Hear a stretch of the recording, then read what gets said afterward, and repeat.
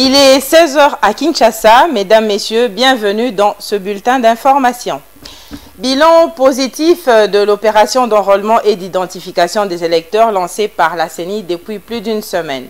La CENI respectera les délais d'un mois, assure le président Denis Kadima au cours d'une interview qu'il a accordée à une radio hier, le 1er janvier 2023.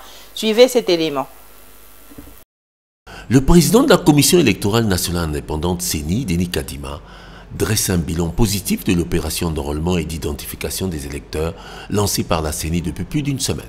La CENI respectera le délai d'un mois qu'elle a prévu pour cette opération, a-t-il assuré dimanche 1er janvier 2023 au cours d'une interview à la radio Top Congo. L'enrôlement et l'identification des électeurs se poursuit dans cette première zone opérationnelle qui comprend 10 provinces sur 26, malgré certaines difficultés enregistrées. Quant à la qualité de la carte d'électeur délivrée, Denis Kadima explique que cette impression en noir et blanc présente beaucoup plus d'avantages, notamment sur la réduction des coûts. L'impression de la carte en couleur est laissée à la charge de l'Office national d'identification de la population ONIP qui devra prendre en charge après l'opération de la CENI.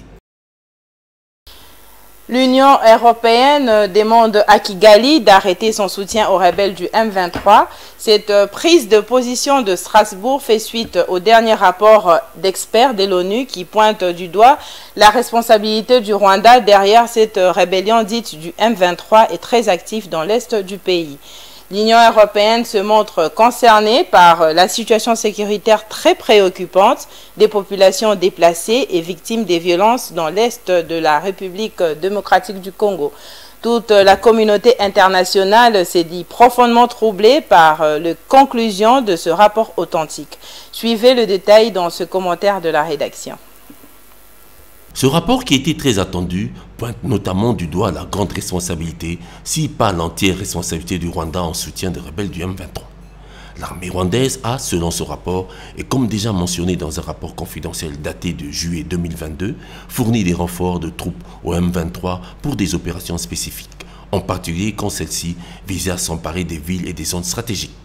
Si le Rwanda nie en bloc ces accusations, plusieurs pays tels que les États-Unis, la Belgique, la France ou encore la République démocratique du Congo ont dénoncé la responsabilité de Kigali. L'Union européenne leur emboîte donc le pas. Par conséquent, l'Union européenne exhorte vivement le Rwanda de cesser de soutenir le M23 et d'utiliser tous les moyens pour faire pression sur le M23 afin qu'il se conforme aux décisions prises par la communauté de l'Afrique de l'Est et lors du mini-sommet sur la paix et la sécurité dans la région orientale de la RDC à Luanda le 23 novembre 2022. Le Conseil de l'Union européenne dénonce également les exactions commises par les rebelles du M23, responsables des massacres avérés de centaines de civils.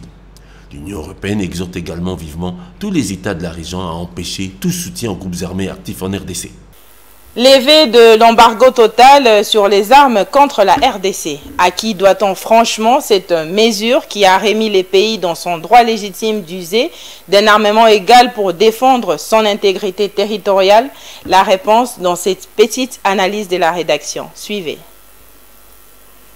On pourrait intituler cette affaire de « Quand la pression commune des Chinois et des Russes a fait fléchir et réfléchir l'Occident constitué des Américains, des Français, des Belges, des Allemands, des Britanniques, des Canadiens, des Scandinaves, lesquels, depuis un certain temps, s'attribuent les uns individuellement, les autres collectivement, le mérite d'avoir fait lever par le Conseil de sécurité de l'ONU les dernières restrictions sur l'embargo imposé à la RDC au sujet des armes.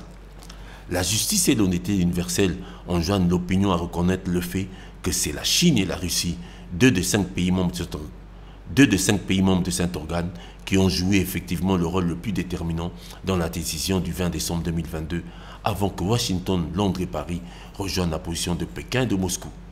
Tout le monde se souvient, le 8 décembre dernier, de la position ouverte de la Chine, position soutenue par son représentant permanent adjoint aux Nations Unies, au profit de l'impératif de désescalader la situation et de rétablir la stabilité le plus rapidement possible en faveur de la RDC, de pouvoir s'armer contre la rébellion soutenue par le Rwanda en hommes et en munitions de guerre. Il est de notoriété publique que les États-Unis, la Grande-Bretagne et la France avaient gardé jusque-là leur position de maintien de l'embargo, bien que ce dernier ait été allégé avec l'obligation de certification des acquisitions d'armes. Que s'est-il passé entre le 8 et 20 décembre 2022 pour que Washington, Londres et Paris rejoignent la position rationnelle de Pékin et de Moscou? A-t-il fallu Kicheche alors que depuis 2 décennies, les victimes de la sécurité à l'Est, pour cause directe ou indirecte, se comptent par des millions de morts, de déplacés et d'exilés. L'unique vérité est que la Chine et la Russie étaient cette fois-ci déterminées à conditionner le renouvellement du mandat de la MONUSCO par la levée de toutes les mesures concourant au maintien partiel ou total de l'embargo. En d'autres mots, pas de levée totale de l'embargo signifiait imposition du veto sino-russe sur le maintien du mandat de la mission onusienne. Voilà la vérité. Évidemment, entre d'un côté la MONUSCO et de l'autre l'embargo, les États-Unis, la France et la Grande-Bretagne ont estimé qu'il ne fallait plus transiger. En définitive, la pression sino-russe a payé. Et enfin, en marge de festivités de fin d'année et se basant de sa devise Amour, discipline, solidarité et unité, la Fondation Terre d'Avenir a honoré la facture d'une centaine de personnes retenues dans différents centres hospitaliers du quartier Plateau 1 dans la commune de Mongafula le samedi 31 décembre 2022 afin de fêter en famille. Un reportage de Rontaluyela et Vitempanzo. Suivez. Ayant pour devise amour, discipline, solidarité et unité, c'est dans cette logique que la Fondation Terre d'Avenir, chère à Maître Pierre Pépin Kwampuku, a déployé ses membres le samedi 31 décembre 2022 sous un soleil accablant auprès de malades retenus dans plusieurs centres hospitaliers du quartier Plateau 1 dans la commune de Mongafula afin de solder leurs factures pour leur permettre de passer les fêtes de Saint-Sylvestre en famille. Les vaillants membres ont débuté leur mission à Tchad Médical, suivi de Diossi Medical Center, en passant par les centres de santé et maternité référence Bolingo pour atterrir au centre médical Luzima pour le même exercice. Ce n'est pas une première. Nous, la Fondation Terre d'Avenir, avions toujours l'habitude d'honorer les factures des insolvables. Nous sillonnons tous les hôpitaux afin de leur permettre de fêter en famille. Partout où ils sont passés, le responsable de ces institutions de santé ainsi que le bénéficiaire étaient très émus et en liesse de ces gestes de la Fondation Terre d'Avenir. J'ai amené mon enfant mourant. Je n'oublierai jamais cet acte qui l'a sauvé. Qu'il soit béni et que la Fondation prospère. Que ça ne soit pas une première et une dernière. Qu'il persévère dans ces genres d'actions. Je remercie Maître qu'il ait une longue vie. Il fait des pensées à nous, le malade, qui sommes en difficulté.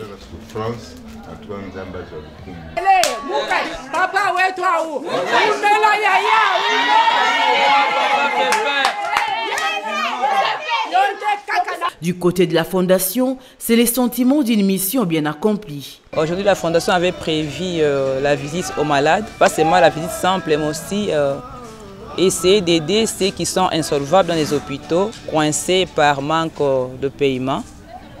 La Fondation a pensé à elle. Nous avons circulé dans les quartiers, dans plusieurs centres de santé de notre quartier Tchad Plateau 1. Et nous avons honoré plusieurs factures. Les malades vont rentrer chez eux à la maison, fêter en famille. Et ça fait notre joie. La Fondation Terre d'Avenir ne ménagera aucun effort pour être proche de sa base et leur apporter le soutien dont ils ont besoin. Mesdames et messieurs, c'est la fin de ce bulletin d'information. On se retrouve à 19 h pour la grande édition du journal. D'ici là, portez-vous bien.